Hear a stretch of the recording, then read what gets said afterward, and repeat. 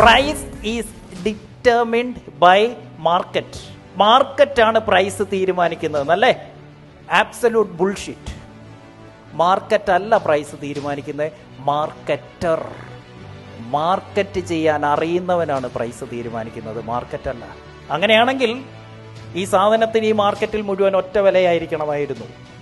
എന്തുകൊണ്ടാണ് ചിലരുടെ പ്രൈസ് കൂടുതൽ, ചിലതിൻ്റെ വാല്യൂ കൂടുതൽ, ചിലതിന് ഭയങ്കര പ്രൈസ്? എന്താ? അപ്പോൾ മാർക്കറ്റാണോ വില തീരുമാനിച്ചേ? No no. അപ്പം എന്താ അതിൽ നിന്ന് മനസ്സിലാക്കണ്ടേ? Don't blame market. മറ്റുള്ളവരുടെ വില ഇതാണ് എന്നും പറഞ്ഞ് അവനെ കുറ്റപ്പെടുത്തുക അല്ല വേണ്ടതും. പകരം എന്ത് വേണം? You should learn to become a marketer. ആരോ ലോകത്തെവിടെയൊക്കെയോ ഇരുന്ന് തീരുമാനിച്ചതാണ് ഇതൊക്കെ. സ്കൂൾ ഫീസ് അങ്ങനെ കൂട്ടിയേ? കഴിഞ്ഞ പ്രാവശ്യം അത് 39,000 ആയിരുന്നു 4ാം ക്ലാസ്. ഈ പ്രാവശ്യം 46,000, 7,000 ദിർഹംസ് കൂട്ടി. അങ്ങനെ പല ഇൻഡസ്ട്രിയിലും ഇത് കൂട്ടി വന്നപ്പോൾ ഇപ്പം ഇത് തന്നെയല്ലേ നമ്മുടെ ഒരു വീട് വെക്കുമ്പോൾ അതിൻ്റെ അകത്ത് എന്താ വേണ്ടേ?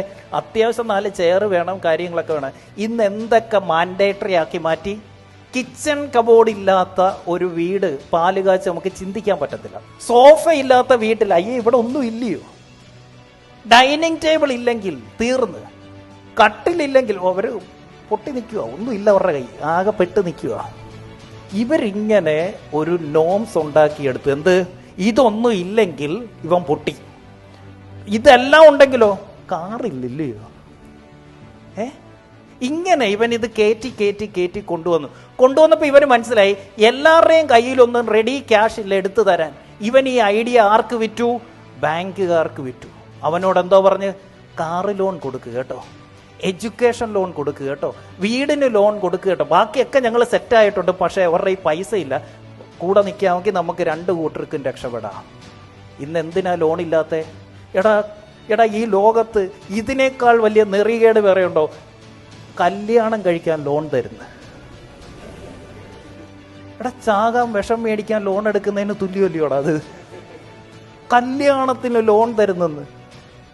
എന്തുകൊണ്ടാണ് ഈ കോളേജ് വിദ്യാഭ്യാസം, സ്കൂൾ വിദ്യാഭ്യാസം ഒക്കെ ഇറലവൻ്റ് ആണെന്ന് പറയുന്നത്?